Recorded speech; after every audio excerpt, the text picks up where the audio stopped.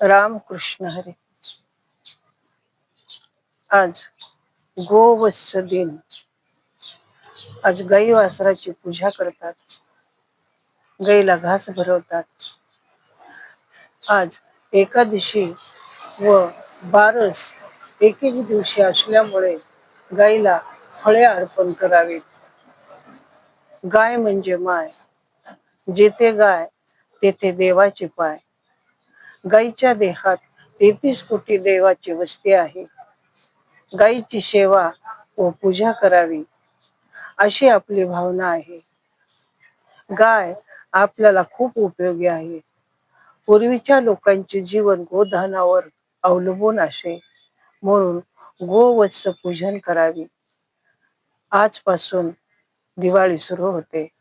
दिवाळीच्या हार्दिक हार्दिक शुभेच्छा. राम कृष्ण हरी.